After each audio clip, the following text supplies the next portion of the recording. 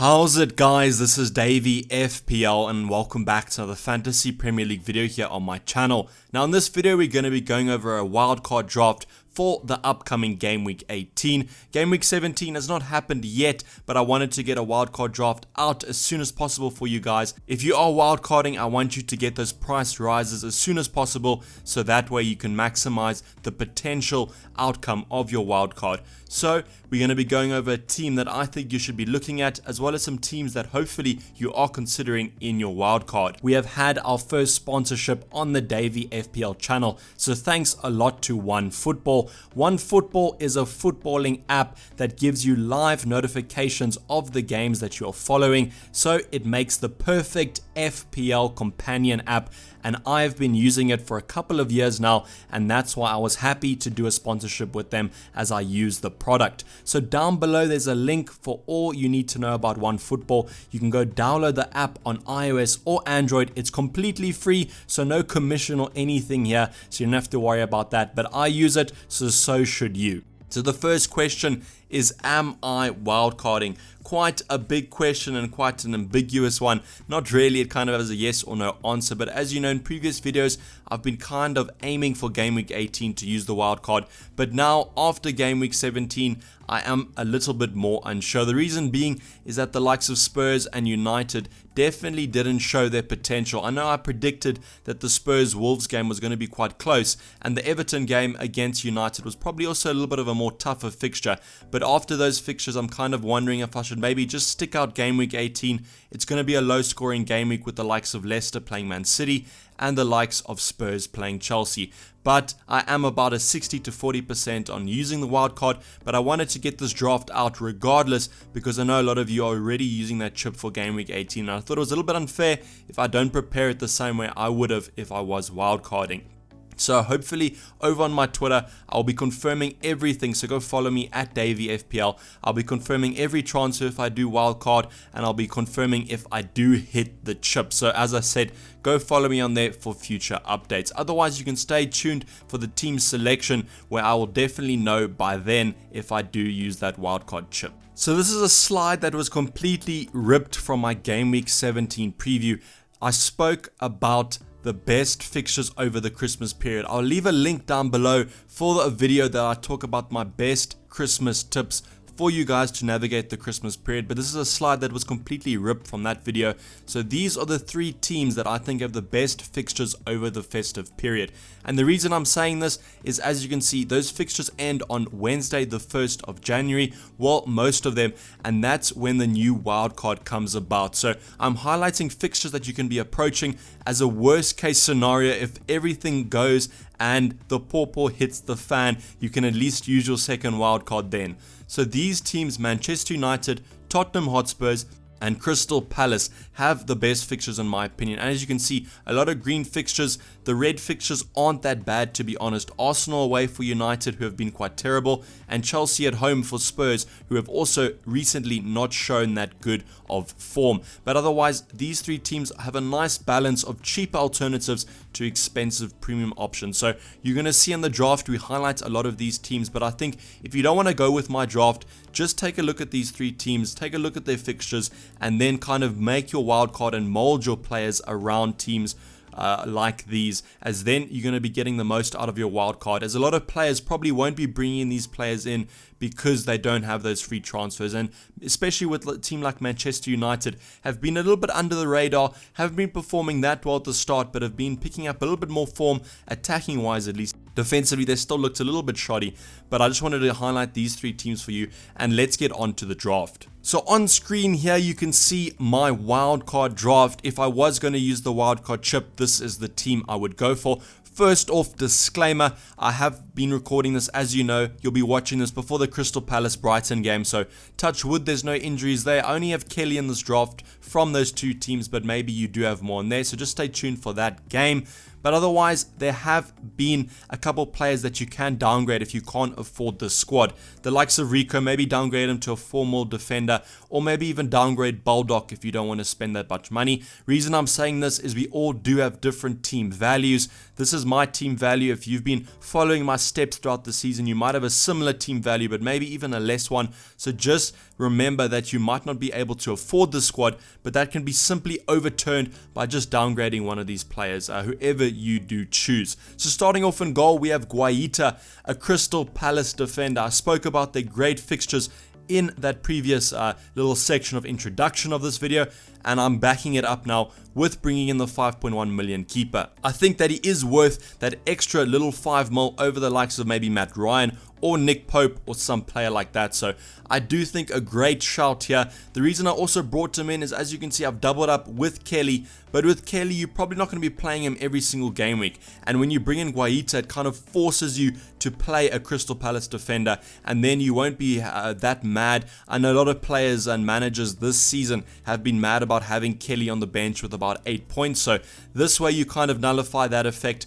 Button, just the cheap alternative. I think he's the highest owned goalkeeper in FPL right now, just because he's quite a nice cheap alternative at 4 million, but I don't think he'll be playing too much. And the thing with Guaita, I'm still a little bit worried about if there is a little bit of rotation around the festive period. So if you want to go for maybe a cheaper alternative and more of a safer option, I would still go with Matt Ryan. I don't think that his fixtures are that bad. As you can see here, has a couple of tough ones, maybe Chelsea at home, Spurs away. He goes on a nice run of green fixtures here that should equal some FPL points. So if you don't want to make a keeper transfer, I would still look at keeping Matt Ryan, but I think Guaita right now is the best keeper in the game at the moment. So if you want a wild card, you want to bring in the best players, so Guaita in the squad.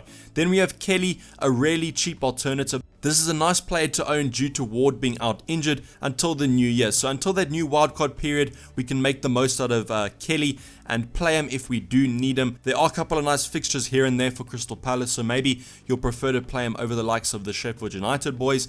But with Kelly, nice cheap alternative, comes off the bench if you do need him, available over a nice festive period, and with this wildcard draft, you definitely do have a strong bench. So over that Christmas period, you're not going to have to worry about rotation, as you have a really nice bench to come on if you do need them. So with Kelly, just a little bit of a cheaper alternative here, and I'm not going to be passing up a 4.2 million defender when he has those lovely fixtures. So the next player is Rico from Bournemouth. This is another cheap alternative, so that's the reason why I'm saying if there is a player you downgrade, I'd go with Rico.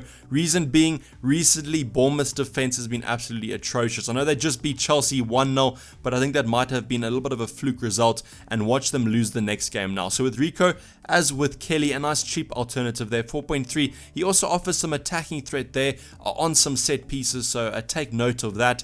But as with Rico, I just said cheap alternative, brought him in because I needed someone. Probably going to be on the bench most game weeks, but with Bournemouth's fixtures, as you can see on screen here, they do have some nice fixtures coming up. So I know they haven't been in the best form, but maybe they're worth to take a little bit of a punt on. And with Rico, you're kind of nullifying that defensive threat with having a nice attacking threat as well. So now we go on to the Sheffield United boys, Baldock and Lundstrom, with Baldock playing in that back five almost as a winger. So great shout there. He's had some great form recently, even scoring a couple goals and assists, and he's getting those clean sheets as well. So he's almost, you could say, playing out of position. I think a little bit less than Lundstrom, but he still is getting forward a mighty bit. So with Baldock and Lundstrom, I'm kind of doubling up on that Sheffield United defense. I think it's been the best defense in the Premier League at the moment.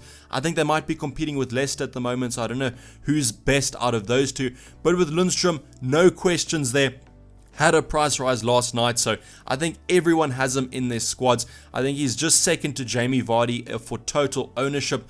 But with Lundstrom and Baldock, I really like it because you're getting that defensive shell of Sheffield United, but you're also getting this attacking threat of them, and they do get forward, as I said, a mighty lot. So with these two, I think they are quite low risk as they're under 5 million, so you know what you're going to be getting in the squad, and they do have quite high ceilings. You've seen with Lundstrom, he gets an assist, but then he also gets that clean sheet, and it takes him over that double-digit haul. So really happy to have these two players in. In terms of fixtures, they don't have the best fixtures coming up, but I think what I would do is I would play them in between here. I wouldn't play them for the Man City Liverpool games, which is why I have these other defensive players that can come in straight away with better fixtures than the Sheffield United guys. But then they have West Ham at home, and then after that they have a nice run of fixtures. So I think it's worth keeping these two in, even if their fixtures aren't the best. The reason being is you can always downgrade them at a later stage, and I think their next two are quite nice. Then going into probably the surprise pick of the defense, we have Harry Maguire here. 5.3 million, Probably a little bit expensive to spend on a Manchester United defender, but their fixtures are quite nice.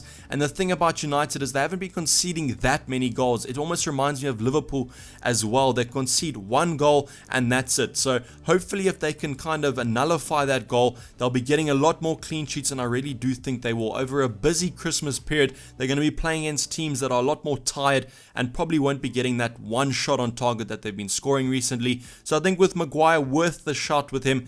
As with the other players, you can always downgrade him if you don't really want a United defender, but I do think it's worth jumping on the bandwagon now, as not many people are looking at the United defense, and I do think over the season they're going to be shoring up quite a lot. Reason I went with Maguire over the likes of maybe Wan-Bissaka is just his attacking threat off set pieces. Wan-Bissaka, great defender, great for bonus points, but I don't really trust his attacking department, whereas Maguire always getting on the end of those corners and free kicks, so really do like him, and also like the United fixtures. Going into the midfield here, I've kind of gone for a 3-4-3 formation in the squad. So we have 4 premium or more expensive midfielders, and then we have a budget option at the end. So starting off with Jack Grealish, I spoke about him in the stream yesterday. The next 3 fixtures, probably not 3 better fixtures in the Premier League at the moment.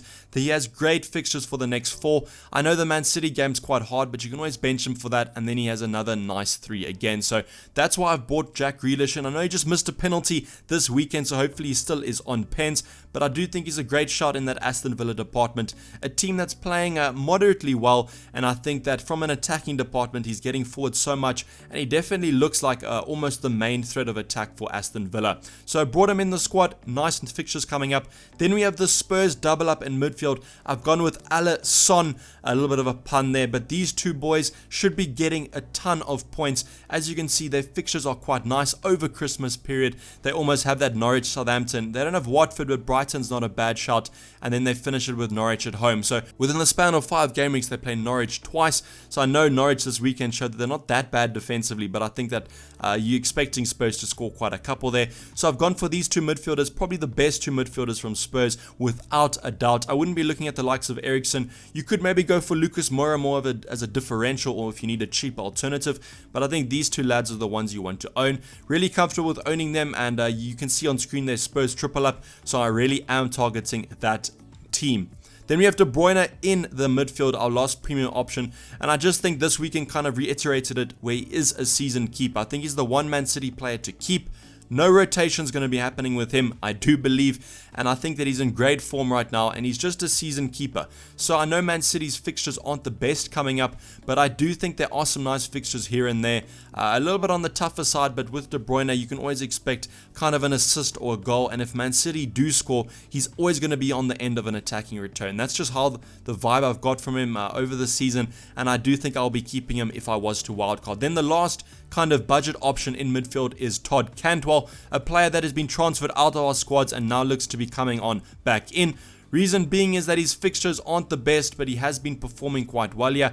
10 points, 8 points. I know over the last 2 he hasn't been performing, but it looks like he has cemented his spot in that Norwich squad. So he should be playing quite a couple minutes, and he does have quite a little bit of an explosive nature there. So really fine with bringing him in. He will be on the bench most game weeks, but it's nice to have an attacking player that can kind of come on if need be.